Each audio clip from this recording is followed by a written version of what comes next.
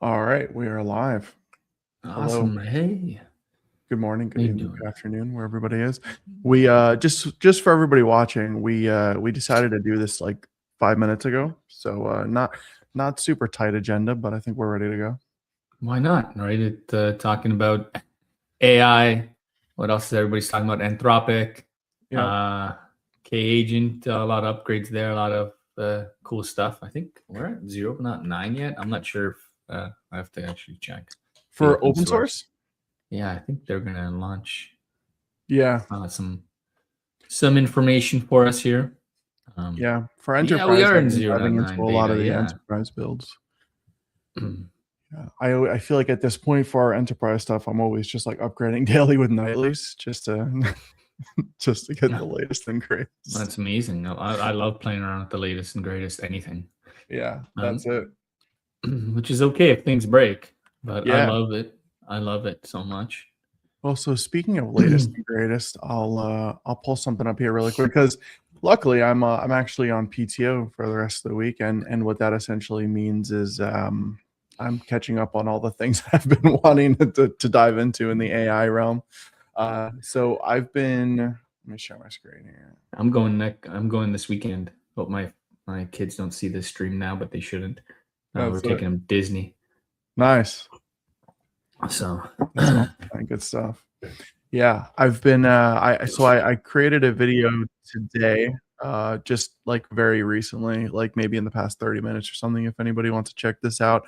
And this was like one of the topics that we were thinking about bringing up, which was the whole Claude manage agents thing. Um, so what I can see so far is, and Seb, you tell me if you're kind of seeing the same thing. I'm very much seeing this as like a SaaS for agents, pretty much. yeah. The thing is, there's still nothing in there that says how you're going to be able to control them or do Yeah, guidance or governance or anything like that, right? It's right. Yeah. So like essentially how I'm seeing it is, and again, like I put a video, I just put like a quick start video out on this, right? But like you can dive into the quick start, and you can either pull from a template that currently exists. Let me zoom in here a bit, or you can kind of tell it like what you want it to do. So you could say something along the lines of like, I need a Kubernetes expert agent. And essentially what this is going to do is it's going to take you through a quick start of creating this agent, and it's using either JSON or YAML, whichever one you kind of prefer, right? You can say keep refining. What would you like to change or add? So you can say, I want it to be good at Istio ambient as well. And then I think it changes the system prompt here, which this is kind of interesting as a whole, right? Because let's see if it actually, okay, so it changes the description. Okay, so it changes the prompt as well, but it's not giving you the option to like put in any you have agent this running in skills. your environment. Oh, Yeah, I have this running. Yeah, this is actually live. I'm running this in my individual account. I'm going to say, can these agents connect to agent skills as well? Let's see. it Yes. must be just an American thing. I don't have it yet in mine. Oh, you don't? No, I guess it doesn't Interesting. push the Canadians. Yeah. All right. Yes, agents can be configured with skills, blah, blah, blah. There are two types, Anthropic custom skills. For Kubernetes, there aren't pre-built Anthropic skills that directly apply, but you could add custom skills later. Just skill your organ. Okay, interesting. All right, so you can create your agent this way, right? And then once the agents are actually running, notice here how it's just hitting one of the Anthropic APIs. So it's creating this all just via like curl posts, right? You could also do it via Python, right? So if you want to do the Python SDK, this is actually interesting.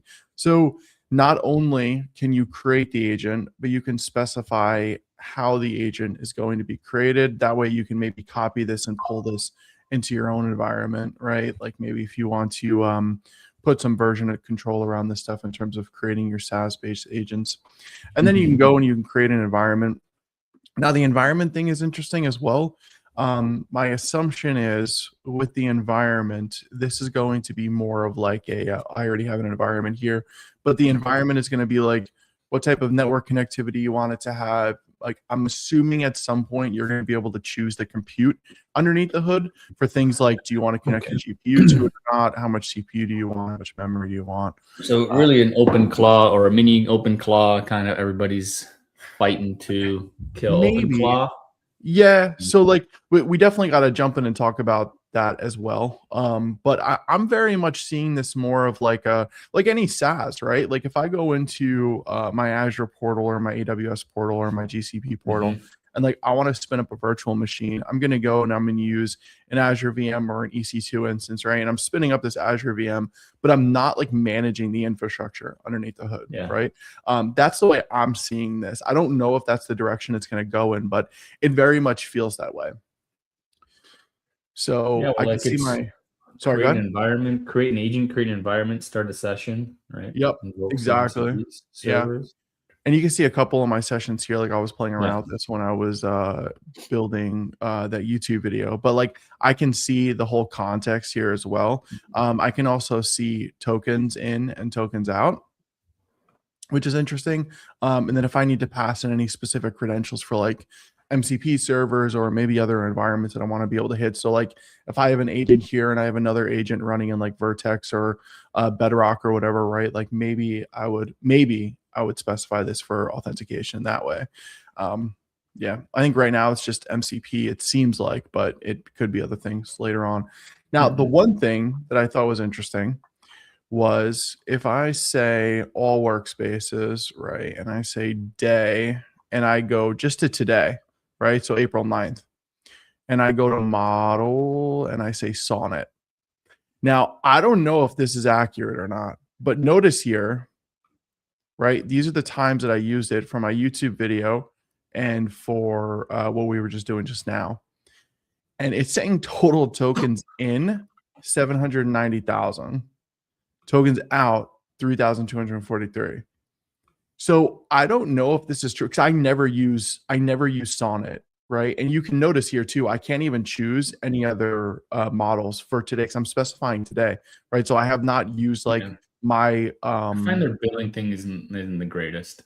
Yeah, like all I'm saying is I created 2 agents and like via the quick start process, just how I showed, and then doing the same thing like just now on the video. And like I don't know if this is accurate, 1 million tokens just to create those 2 quick start agents. Like I don't know, it seems unrealistic, but I also know that Anthropic is having some issues with token maxing at the moment. So it so yeah, I don't know, but nonetheless, yeah, that's the gist for these. What are they calling it? They're calling it Claude managed agents, right? And yeah, so it's pretty interesting. I mean, I think it makes sense for a lot of organizations to not have to manage their agents locally, like maybe like on their own infrastructure or whatever, if they want to get to that point. And that's kind of why things like Microsoft Foundry, AWS Bedrock, and Vertex exist in the first place. You still like, and I think that's a specific vertical of users because you're still going to need to govern. Well, you know, some of the customers I'm talking to, they're building inside their own, right? They need sandbox, or not sandbox, but what's it called? Isolated environments that can't even talk to the internet, right? So 1,000%, yeah. And I think like, so there's always going to be those types of customers, right? Like there are very much the customers that do only cloud-based, right? Just in general right now, like aside from AI, and then there's the companies and organizations that want to go to something more on-prem and more controlled. Like, so like what you're saying, for example, with these private models, like utilizing private models and stuff, I doubt that anybody in the EU can use something like this, right? Or maybe they can use something like this, but they would need to have to go through a specific gateway, right? Their AI gateway, to be able to do this in a secure and governed fashion. But like, I can't see a lot of data-centric companies like using things like Vertex for everything they do, or Bedrock for everything that they do, or Foundry for everything that they do. Yeah, so it very much depends on the organization for sure. All right. Oh, did I? Oh, did this?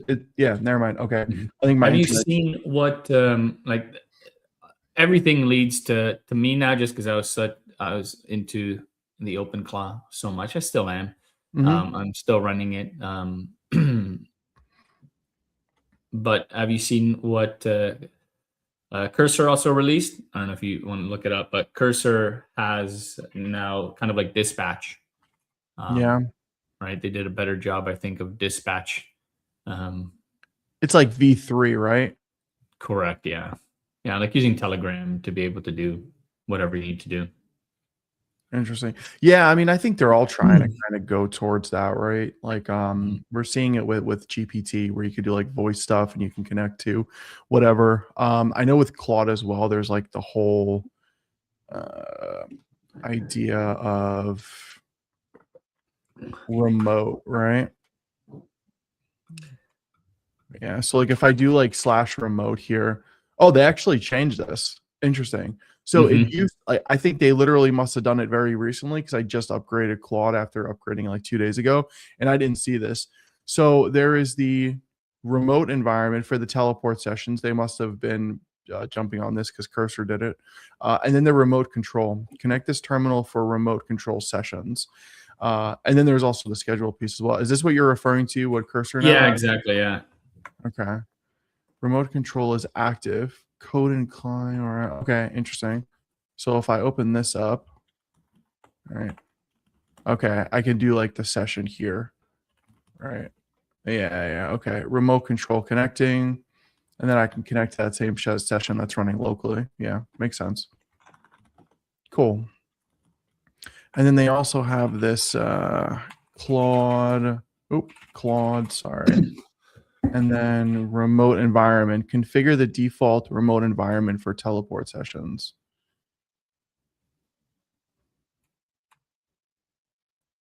Okay. Yeah, so you have to set up your teleport environment for that. Yeah. Okay, interesting. Very cool. Like I like that. The concept of it. Right. I just don't like that I have to set it up. Yeah. Right. Well, would you still have to do it with just like OpenClaw? So in OpenClaw, you do it and you just do it. Like you don't have to do it. Right. In that instance, right? Interesting. So yeah, it definitely seems like they're all kind of going towards that, right? Like using teleport or whatever. Yeah. Interesting. Very cool. We'll do this at the end, but I do want to show some of the new stuff in K-Agent and Agent Gateway. Yeah. Just we'll do this at the end and highlight it. Yeah, makes sense. Cool. Sounds good. All right. So have you been building any cool stuff with anything recently, or? Yeah. So like you can see my Nook behind me there. Up there. I definitely, I think at this point I need to definitely jump into getting a DJX Spark, just because I think I like my Nook, like I'm not having the best of luck just like utilizing that by itself, and it's a pretty beefy machine, I would say, but yeah, it's very slow. So like I have OpenClaw running on it. I'm actually hitting local models, and I think this is why it's so slow. Like the inference speeds are obviously incredibly low in comparison to like if I was using like a public facing LLM or something like that. So I'm running OpenClaw locally, and then I'm also running Olama locally. I need to test it with VLLM to see if you get more I out of the CPU. So I gotta see, because I know with like VLLM, like you can specify on there like if you want it to be more GPU centric with something like CUDA, or if you want it to be more CPU centric. So I got to test that out. But that's been the big thing that I've been playing around with lately. Yeah. Outside of like, all the stuff that we're doing for K-Agent, Agent Gateway, Agent Registry, Agent Evals, right? The full suite. So with kind of the model talk, and I've been seeing this all over X, is that Sonnet is slowing down. It's getting bad. It feels like this whole, remember like iPhones, they put new software comes out and then your iPhone all of a sudden battery drain. I'm like, could that be happening? Like why are people just complaining about the models? Or just that new Mythos models coming out, or something else is coming out? Yeah, so Mythos is I would say right now it's being categorized very much as like a security related model, but I think that it's going to be used for like programming as well, because they were doing software engineering benchmarks on it. And, well, I mean, it's also like, you never know, right? Like they were showing benchmarks and they're like, it's, a gajillion times better. And like, who knows, right? Like those benchmarks are always a little bit, because you don't know like what they're actually testing against. And if they're testing purely for speed or if they're testing for quality. Well, you'll see like, Anthropic comes out, they'll have their benchmark. Grok, hey, we're the best. Right. We're the best, but what are they actually showing us? We're not even sure. Yeah. And I think that there's two things going on simultaneously, but I don't know if they're like related or not, right? So like the first is like they're blocking third-party tools, right? Now the other thing is, and this is like, you can look at this anywhere, right? So it's very unfortunate to me that they closed this ticket because there's a lot of people on this ticket. I think it's still closed, right? But essentially, like, you can see like there's a ton of people, and this person here, they put in a lot of information in terms of their agentic evaluations as they were using Claude models, and they put a lot of stuff in here to give you exactly the information that you need to truly see like the model quality is going downhill versus somebody just going on like X and being like, hey, this thing sucks, right? Like this isn't that at all. Like this is very interesting to see like a full analysis of when it started to go downhill, right? And you can see like the weekly trends and everything. So this is really good. And yet Anthropic closed this ticket for some reason when they should really be looking into this. And I mean, you can even see like in the Claude Code subreddit, right, when somebody was talking about like, has Claude Code gotten noticeably worse in the last few days? And I actually put a question in here. I don't think anybody responded, but yeah, I don't think so. But like my question to this has been, so like, is it the models that are going downhill, or is it Claude Code that's going downhill? I need to test my workflow with like open code or maybe Cursor, for example, just to get an idea of like, is it the model itself that's going downhill, or is it Claude Code? Like, we're not really 100% sure, right? Now there's also assumptions of, to your point, right? Like there's a new model coming out, and because of that, they're nerfing the other model so they can test the latest model, because there's only so much processing power they have, right? For GPU, CPU, and memory. So they got to take some of that processing power out of the hardware that's running these current models to be able to test the new models, right? This is my assumption. But you could see like there's a lot of people talking about it all over Reddit, all over GitHub, all over X. Like it's not just one person. And I know you and I started talking about this probably like a month ago, where we were talking about like, hey, is this thing going down? I was even telling you like I switched to GPT 5.4 probably like 3 weeks ago because I just noticed the quality going down on Claude Code, specifically with Opus 4.6 with the 1 million context. Yeah, but have you seen? So I know you use OpenClaw a lot. So that's like your client, right? Whereas my client it depends. I use OpenClaw for like daily things, like watch X, watch reviews, give me an analysis on a video that I don't want to watch 4 hours, give me the Cole's notes of what's happening here. That's what I use that for. But like I'll do some development work through it, but nothing wild, because I do tie it into what's it called? Opus and Codex. I try to use them all together. But recently I've been playing around with a lot of plugins inside Claude. Like if you do Claude and you slash plugins, you got the super plugin or super doc, can't even say it. Super doc plugin. What is it called? Superpowers plugin is one of my favorite ones out there. I'm not sure. It doesn't seem like you're using any plugins. So these plugins enhance, your ability to do better things, right? Be it the front design plugin is awesome. You always like, hey, how come your images look so nice? I have this plugin for front end design, which makes images nicer. And you're using the plugins in the terminal like this, or you're using this in the Anthropic in the terminal. I mostly use the terminal most of the time. I love using the terminal because it's lightweight. Sometimes I find the app buggy, but like even superpowers, is superpowers is probably the best one where you build plans and specs itself. So it will build an MD file on how to plan and spec. So it really builds you a design and architecture document of all the versions you're going to use. If you're going to use Go 1.22 or something like that, or if I'm deploying agent registry, which version, or K-agent, which version, it'll specify everything in there for me. And it's going to ask me questions before it even starts planning or doing anything, which is, I like that. Tell me what the difference is between plugins and skills, because what you're describing sounds a lot like skills. It exactly is. It literally is. I think it's almost the same thing. It's literally just an MD file where this thing can go into, right?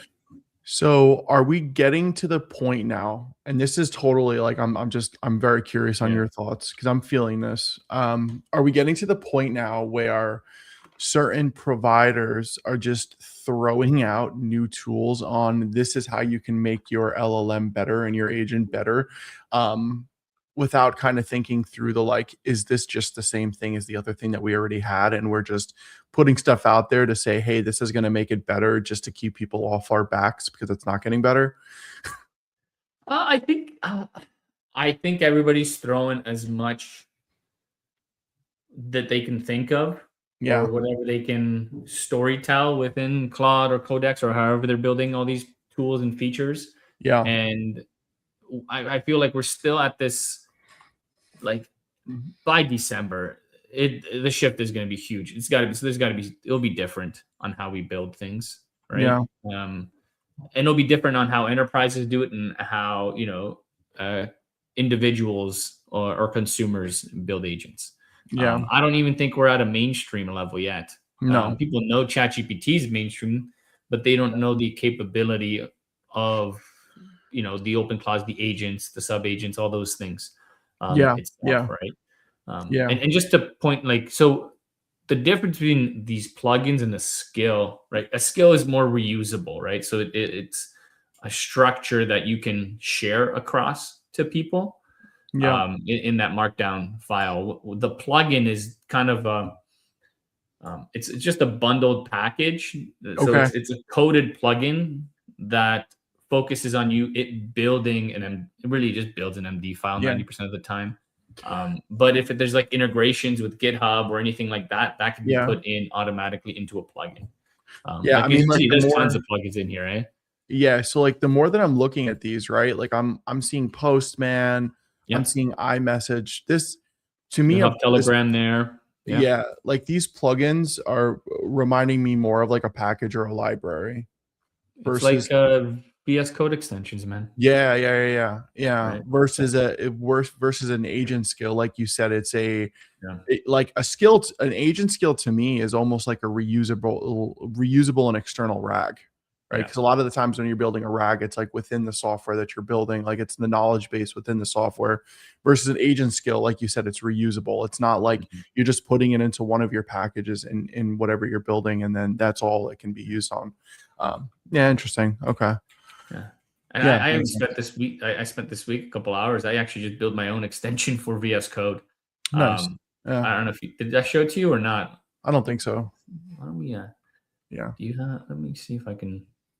I'll pull it up. So it makes sense. I mean, like, we're very much getting to a point where, and this is also like the other thing too that this brings us to, is like, we're getting to this point where each provider wants you to use their tools, and for good reason, by the way. Like, this isn't like, this isn't a debate on, hey, these vendors are trying to lock us in. Like, like, just like when you use Azure tools or AWS tools or GCP tools, like, you're in that ecosystem, right? Like, you're in the ecosystem.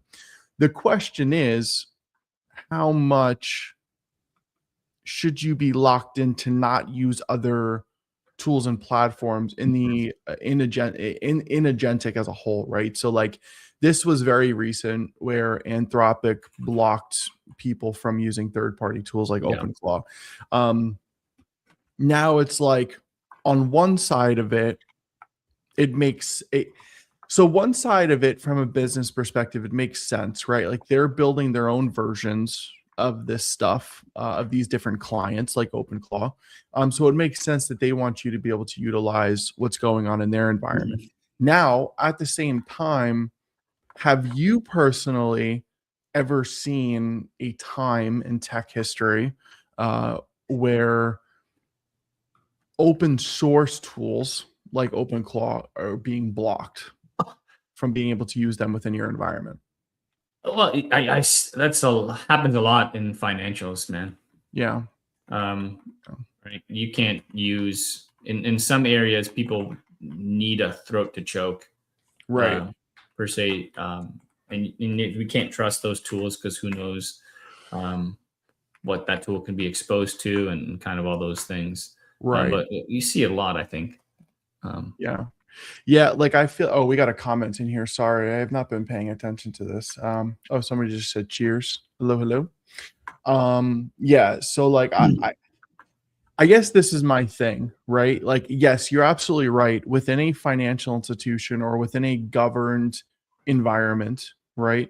For whatever reason, you cannot use specific tools, right? They need to be secured. They need to be governed. There needs to be restrictions around them, right? And you also need to be able to bring a business use case to use them. However, what I have not seen all that much is like, I'm a personal user, right? And I sign up for a pro or a max plan or whatever. And I'm coding in my personal time, right? Like this is like on my personal computer. And I want to use an open source tool to be able to interact with an LLM that I'm paying for. This has nothing to do with an organization. And I'm told by the provider, hey, you can't do this. Do you think that we're crossing lines that are going to get dicey? I possibly. Like I'm trying to think of when that happened that I can't use that. Like I'm really trying to think of that. Right.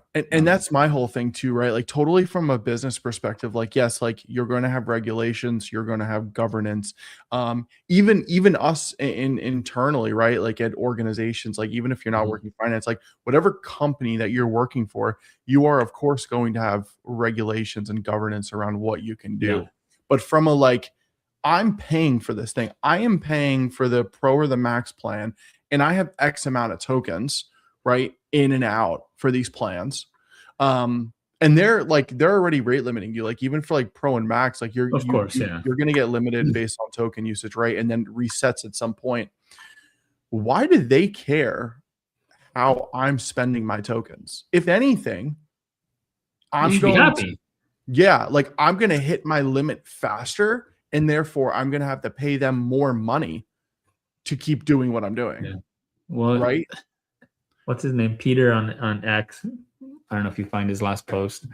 Yeah, let's go see. Yeah, scroll down. He had a point. He posts a lot, but if you go down, this one?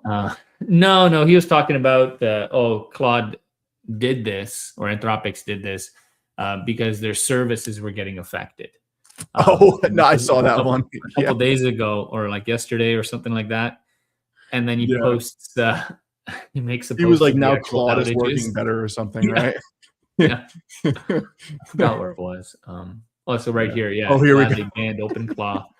The servers are finally reliable again. Right. I'm like, oh my goodness.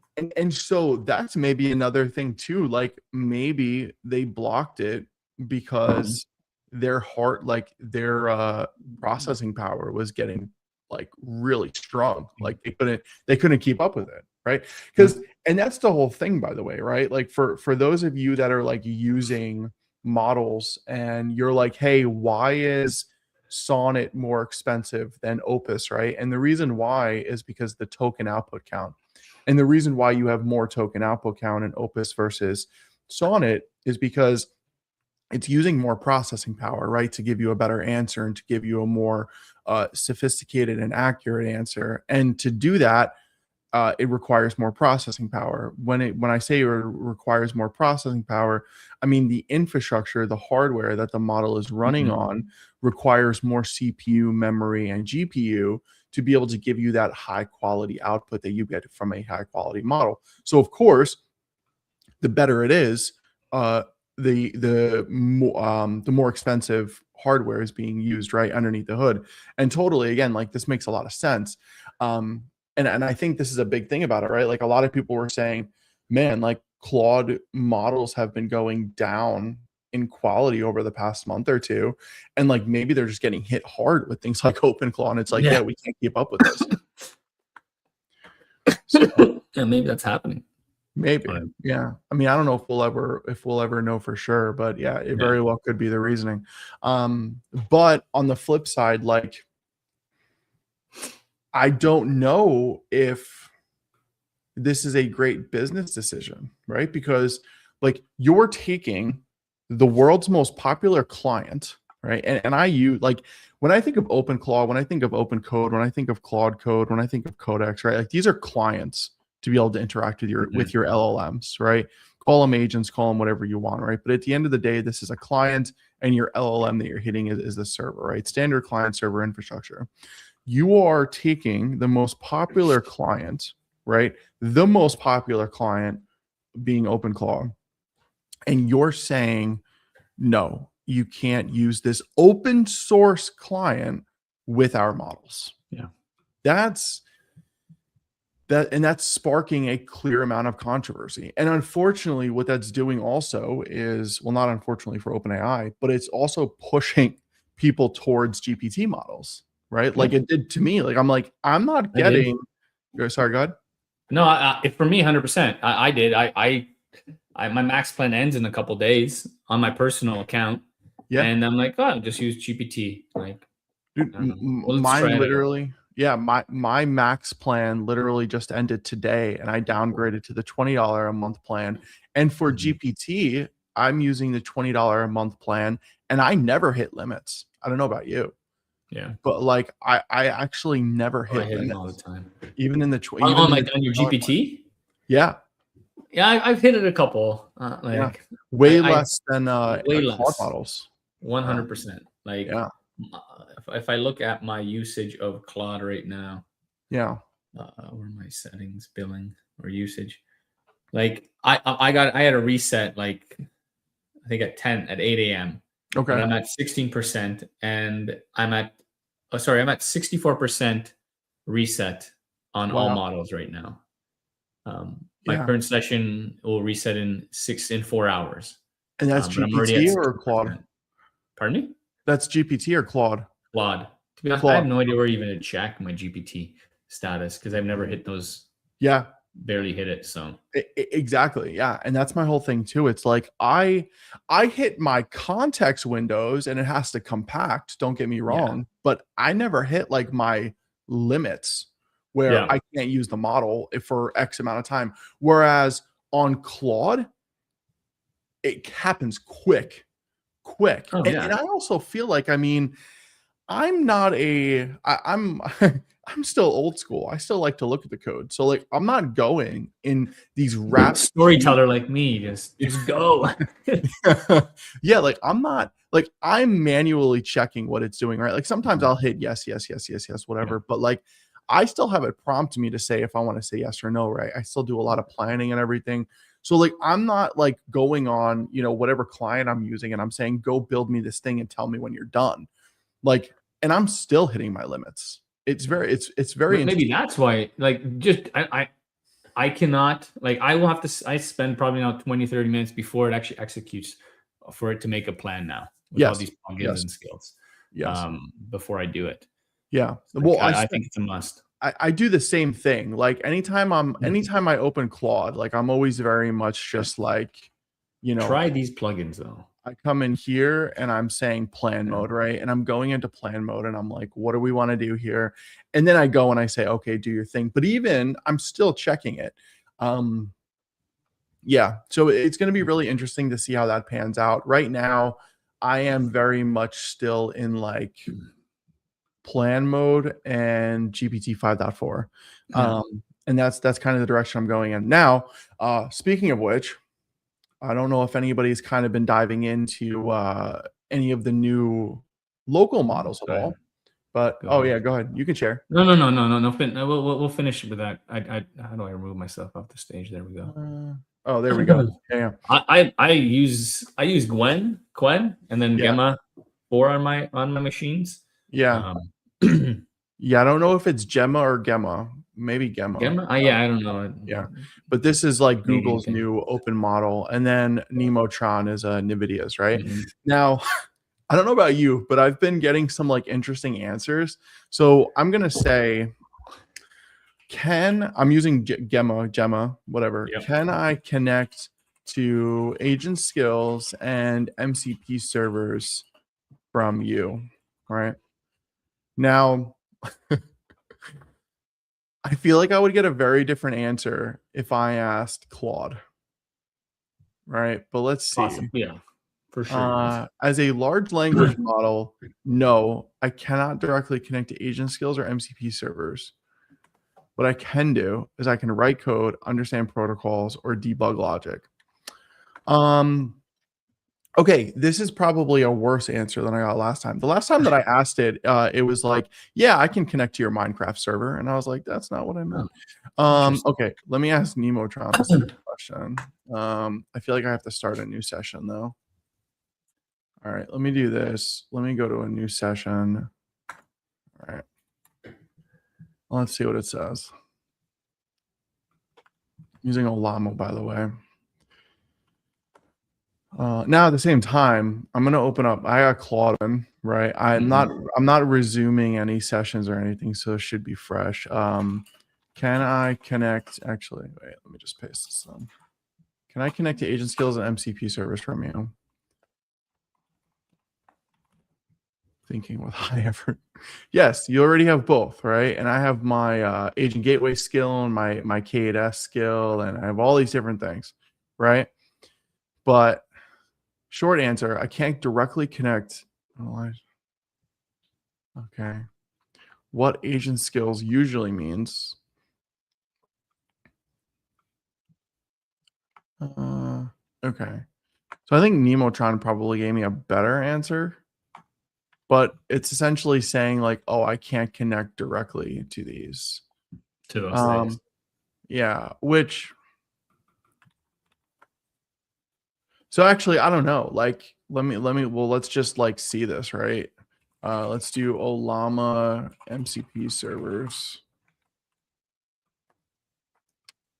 Like, does Olama even have the capability to like connect to like? Oh, it should be able to. Yeah, you would assume, right? Let's see, agent skills. Oh, maybe not. So you want to see something funny that even with ChatGPT? Yeah. Yeah, so that's interesting. I don't even know if I can connect to it via Olama's client directly, but I'll dive into that more. Yeah, go ahead, share your screen. So watch this. Well, let me share another screen. So this has to do kind of with hallucinate. So you can see, what are you seeing? Okay, we're seeing here. I'm just gonna zoom this in. So I have Agent Gateway running here, and this weekend I'm like, hey, I want to build a plugin for Agent Gateway so I can then chat with my Agent Gateway. Actually, before I do that, let me just deploy these MCP tool servers so you can have them here. So I built a plugin that connects to my Agent Gateway, and right now I'm just going to be using. Let me just connect, and I'll just use my default model, which is just ChatGPT. Just erase this, but watch this. What model are you using? So actually, in my configuration, where's my config? I actually have it set to use 5.4 mini. But ChatGPT thinks it's using 4.1. Well, so why is that? This is a plugin that you created? This is a plugin that I created for Agent Gateway that allows me to connect to my Agent Gateway and be able to. And you're in VS Code, right? Yes, it's a VS Code plugin. Okay, so if you open up Copilot in VS Code, what model are you currently connected to? So in I'm not using Copilot here, right? That's Copilot. Yeah, yeah, but Copilot's I'm gonna saying, use whatever model it's using here. yeah, well, what's the model? I don't even know Like, where what's to. the default model if you run an agent right now? Yeah.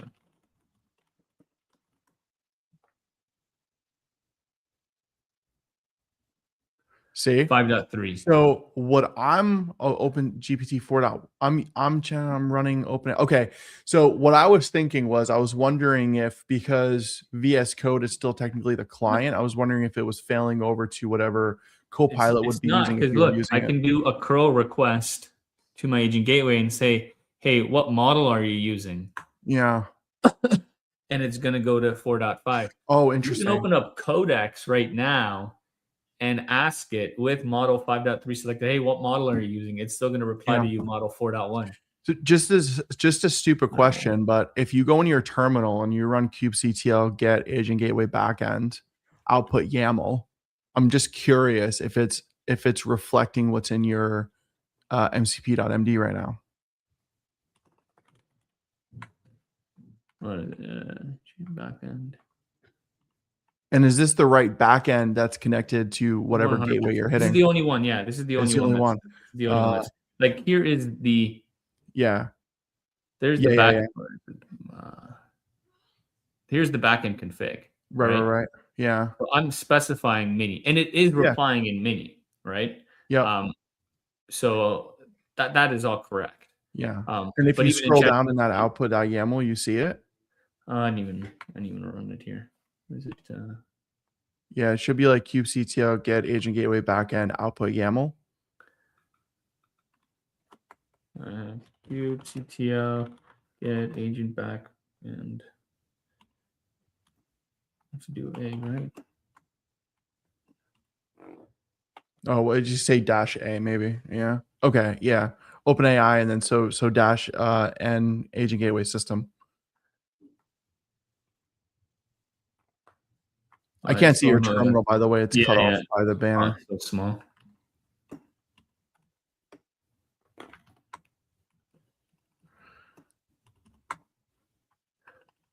Come on, Seb. If you do a this is better. There we go. Yeah, there you go. This is nicer.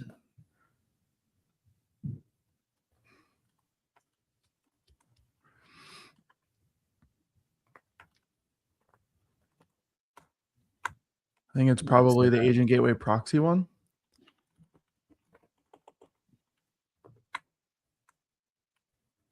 This one. It's weird. It doesn't show. That's so strange. Yeah, this should be it. No. But it does. That's the actual gateway itself. We'll just figure this out. Okay, hold on. kubectl. Yeah, get agent gateway backend. Agent gateway backend. Yep. And then so that's the agent gateway backend. Oh, YAML? No. Get rid of that -A. And then so actually get rid of go before agent gateway system. Yeah. Type OpenAI space N or -N. I'm sorry, -N. Yep. Okay. Yeah. Now do that. And there we go. Okay. Now go back up, hit up, and then a -O YAML. Yeah. Okay. So yeah. Okay. So it's actually showing all. Yet your output is saying. Well, that's what, because I'm asking it. Hey, what model are you using? Yeah. Yet if you look on where yours is, look on that bottom piece. It says Claude Opus 4.6. Right, which that's no. This is nothing. This has nothing to do with anything. Oh, okay, got it. This is so if I switch to Anthropic, it's going to use the Claude. If I switch to load balancing, it does load balancing. Okay. Right now, I just have a default setup. Yeah. So I can query my agent gateway right through the chat prompt. So I just built literally a chat prompt. Yeah. That if I expand this, just kind of like how you have with your chatbot here. But a dedicated one for the enterprise that logs everything. Actually keeps a history of all my chats. Yeah. In here, my system prompts, I can give it system messages. I can template things. Then if I have MCP servers, I can actually display them here. And actually, I don't have any MCP servers, but I can display them in here and then playground them all. So I can just test everything I want. Did you build this plugin in JS? Dude, I built this plugin with Claude, and I'm like, yo, build me a plugin. Yeah, but how did it build it? Like, do you know where the code base is? It's JS, yeah. Oh, it's JS. Yeah. I wonder if in the code base there's some default that sets it to. No, no, nope. Huh? Because I can. What would it matter? Because like even if where am I here? If I curl, I'm not even using this plugin. I'm curling OpenAI. It's still telling me it's part of the 4.1 family. Yeah, it's so weird, right? So I know it was just kind of neat, but it's interesting. But I know from a time perspective, why don't we? I had a couple of slides. I just wanted to kind of highlight, and I'm not sure if you've jump in. Played around with some of these things on some of the releases or some of the code updates in both K-Agent and Agent Gateway that I really wanted to. Let me make this. Can you see this good? Or if I make this smaller, looks nice. All right. So a couple big things, and you've played around with this human in the loop in K-Agent, which is awesome. Go ADK runtime. I've been actually moving a lot of my agents to Go because it's 2 seconds startup. Though 15 seconds is not a big deal, but with the AI, I feel like I'm more impatient on my code. Skills from Git repos now. So of course we had OCI images. Now you can just pull the skills from Git repos itself. Then we're now using Postgres only, and then agents as MCP servers. So now you can have A2A agents that are exposed via MCP for kind of cross-tool configuration itself. I won't kind of dive into this. I'll leave this slides in the show notes of some of the improvements that the team has made through prompt templating, workspace restructuring, and kind of context management. Itself. Voice support is new, so now you can chat with it with voice to do whatever you want to do. API key pass through. I think that kind of was there, or it is there now itself. And then from an Agent Gateway perspective, we're going to be releasing Agent Gateway 1.1, which has a lot more features. One is a built-in OIDC auth. So now that's going to be built into the open source platform, which is super cool. Auto TLS detection, Azure default auth now, network authentication policies, some updates there, MCP tool loads or tool payloads, which is kind of neat. And I think that's going to be merging in the next couple of days to the main branch for anybody to try it out and play around with it itself.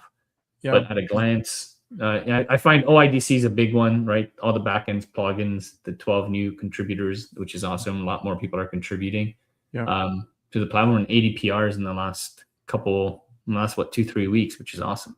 I thought I saw you do some PRs. Right. And then also, can you pull up something? I just put it in the chat that this blog, this is for Agent Gateway Enterprise though. Let me share my screen real quick. I'll share my screen, talk about this. Oh yeah, cool. Yeah, you already got it up. Yeah, so scroll down. Oh, did the link not work? And for some reason I can't. It should have. Just scroll down to the link works. I can't actually click on the link. Oh, that's weird. Yeah, scroll down a little bit on that page. Yeah, keep scrolling. That one, solo enterprise for Agent Gateway 2.2. Yeah, and then scroll down a little bit on here. Pete put this together. Keep scrolling. Right there. No, keep going. LLM visibility. Yeah, so these new metrics you can pull right there. The reasoning tokens cached and input. That's pretty interesting. So this is what's exposed. Like these are some data points that are exposed by Agent Gateway by default, which like if you're using Prometheus and Grafana and you want to like be able to put them up on a dashboard or whatever, these will help you get a good idea on if your tokens have been cached, what maybe your price may be based on tokens at this point. So yeah, I wanted to call these out because these are obviously very, very important. I feel like I get this question all the time, which is like, how much is this thing going to cost, right? And the whole token caching perspective, the idea is if you ask a question and then you're going through or whatever, right? And then you ask like a similar question, or you ask a question that may have already been returned within your context. Instead of having to go out and use more tokens, the token caching will hopefully be able to pick that up and be like, hey, this question has already been answered. I already have the information on it. So let me kind of just use the tokens that I already have versus like create new ones, which will obviously save you in cost. So for both input and output. Yeah, so I thought that was interesting. That's good to know. Yeah. Yeah. Another, I think Christian had a new blog also, which I'm going to be reading. Forgot wherever it was. Just gonna pull that up when. Yeah.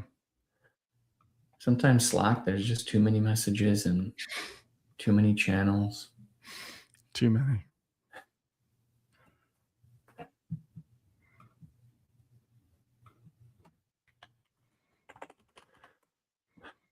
But I know we're running out of time. We don't want to go. No worries. I think we're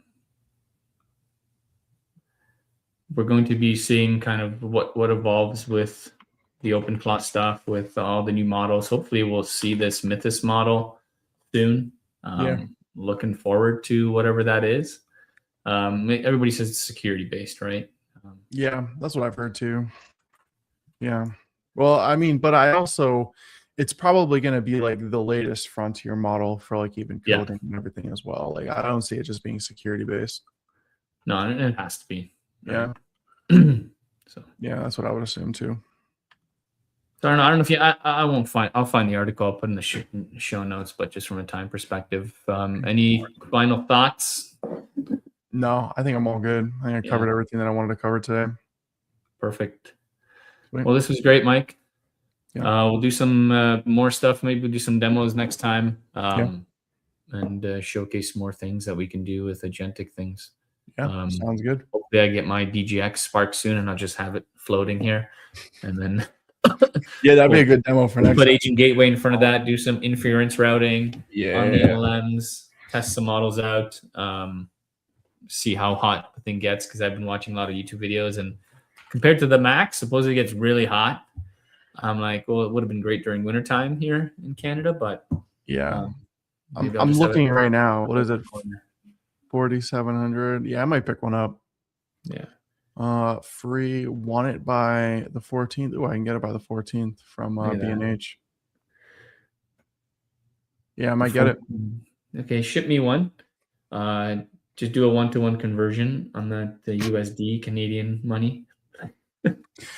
I'm also like, so I have an M4 Max, right, as my work computer and my personal laptop.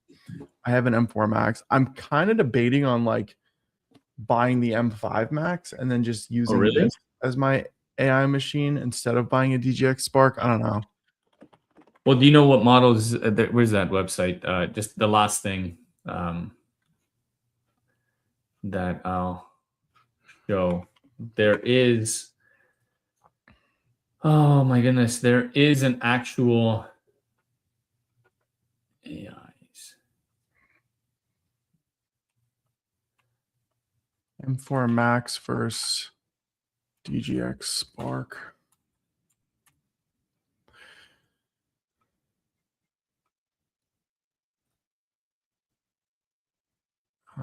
No, Mac. M4 Max. Yeah, the NVIDIA GTX Spark is specialized, blah, blah, blah. Okay, the M4 Max boasts 2 times higher memory bandwidth, offering better inference speeds. So apparently it's better. So you can actually go to can I use LLM.com. Is that the one? Yeah, this is the site. No, this wasn't the site. No, I know which one you're talking about. I'm like, it was a better site. Yeah. I'm just very curious if like I can just reuse my M4 Max and then just get an M5 Max. Well, actually, I mean, I don't know. M5 Max price. How much is this thing? It's not about how much, it's when you're going to get it. I think I can pick mine up from like my local Mac shop.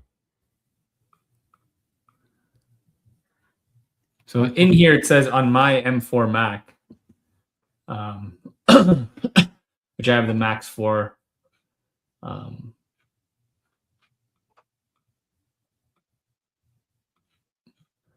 I can run some of these models, 1 token every 2 seconds. I don't feel like this is right. You know what? I'm just going to go ask my Claude agent. What is better for running AI models locally, DGX Spark or M4 Max?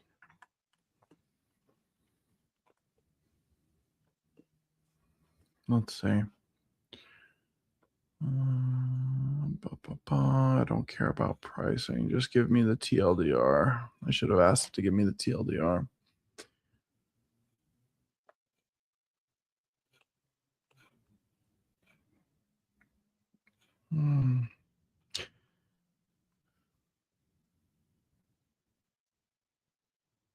Yeah.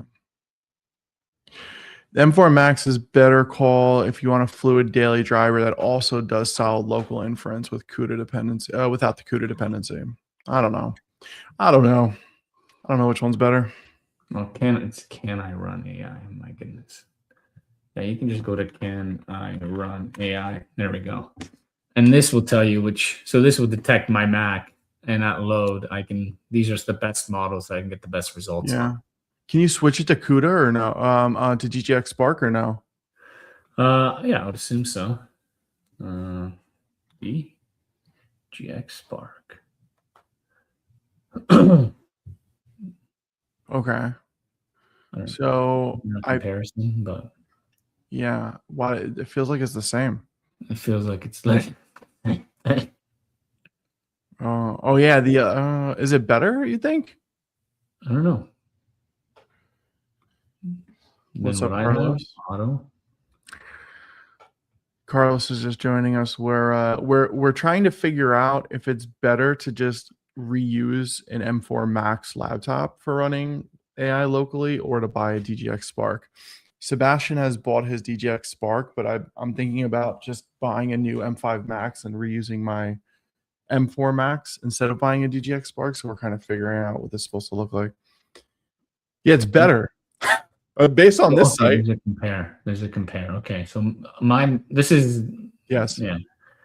So okay. Now the thing is, I don't know how accurate this is because I know the software is such a huge. So this is the difference, right? Does that make sense? I think it might make sense. Why wouldn't it make sense? On my M4 Max over the DGX Spark? Yeah, why not? They're both unified memory.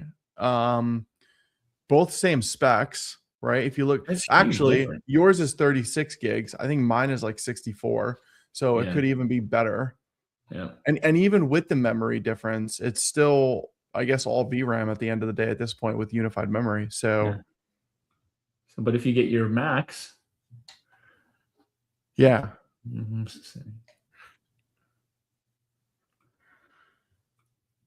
Depends on how much you're part. Yeah, for sure. Yeah. True. I don't believe this. I gotta try. Like, are you having a hard time believing it? Money, man. Wait. No, this is Canadian, man. Like, now, okay, so my M, what is mine? I have 48 gigabytes of memory. So up that. Can you up it for the M4 Max? Can you up it to 48? This is I'm on my personal laptop right now, by the way. No, you can't change it. You can't change it. No. It doesn't let you. That's so weird. To get an M3 Ultra. See, I don't even believe that. Like that's still a lot of tokens per second. I don't know. It is. But is there something that's not believable about this to you? I just based on what I'm reading about, like I've seen people pull 1,500 right tokens per second on Gwen 3.5. Maybe I'm getting fooled by AI. Maybe. Who knows? Anyways, this is also AI, so hey, that's true. So well, the marketing AI geniuses are fooling me. I don't know what I'm doing anymore. Let me share my screen. I want to share my screen. Depending on Carlos is right. It does depend on how much your partner spends on the fun stuff. Because I got denied many times by the partner. The CEO went up to the board, and it was DGX Spark or redo the side of my house with new rocks. The rocks won. Curtain sheets. The curtains win. Mostly because there's it's a board of 2, but only one gets a vote. So, only one gets a vote. Yeah, that's it. All right, so let's ask Anthropic. What is better for running both local and production level AI models? In M4 or an M4 Max Mac laptop or a DGX Spark. This is for various models, including when DeepSeek, et cetera, et cetera.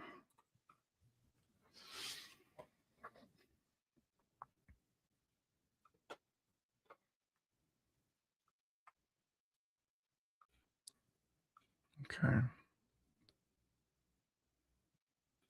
Head to head. Raw AI performance. The DGX Spark wins here by a lot. It delivers up to 1 petaflop. Okay. That makes sense. The M4 Max is no slouch.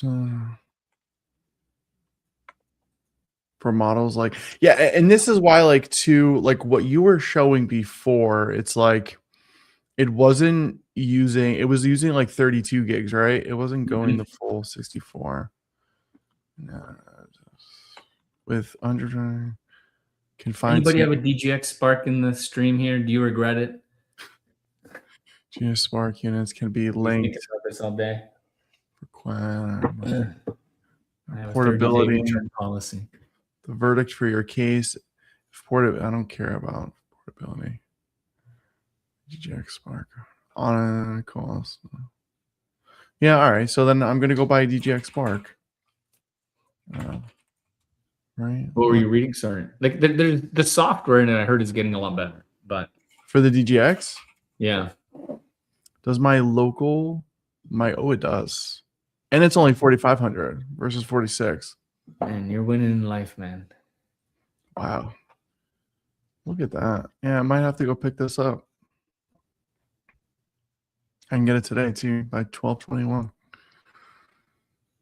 Just click on the quick buy. There's probably a quick buy button. Just press buy. Get it. I know, man. Oh, God. Yo, regret it after. Your weekend's over. My weekend's over. Yeah. All right. Well, I guess that wraps it up in terms of which one should you buy. I think even with the M4 Max, I think I can get like 1,800 back on my laptop or something. So maybe I should just go and buy an M5 Max as well. You'd buy a laptop over laptop? Yeah. For my personal, but I don't know. It's still so good. I don't have any issues running anything. Yeah, I have an M4 for my personal, but it's just like the 16 gig RAM. Oh, yeah, mine's a 48. But I went from an M1.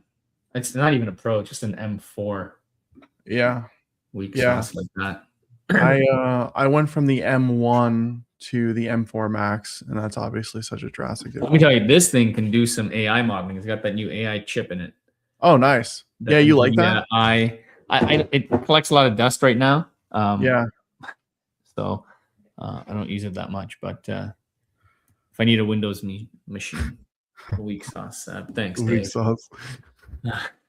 Let's show folks they don't need to spend a lot of money to get some decent Agentic. Yeah, but where's the fun in that, right?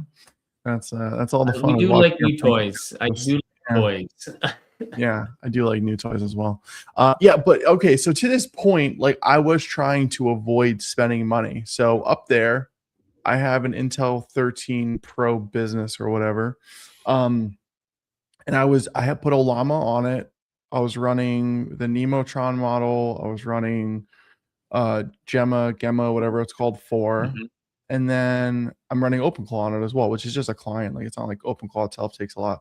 And I was sitting there for like 5 minutes waiting for a response of me saying hi. Like inference speeds are very, very slow. I need to try out VLLM as well. But yeah, I mean, like if I want something that's powerful and that I can run in my house, I think the DGX Spark is still like the way to go. And I like spending money on new you toys. buying it 100%. Yeah. I know. I'm with you. I think I might do it today. We'll see. You have to. It's a must, man. All right. Anything else? What are we missing? No, that's all I got. That's it from me. So all good. I appreciate everybody listening, and if this was useful, great. Love it, and throw whatever you guys want to talk about in the comments next. Around AI, around cloud. We gotta do some ambient talk. I love ambient. Some service mesh ambient stuff in the next couple shows. Yeah, I think we'll be back next Thursday or maybe Friday, depending on the schedules. Yeah.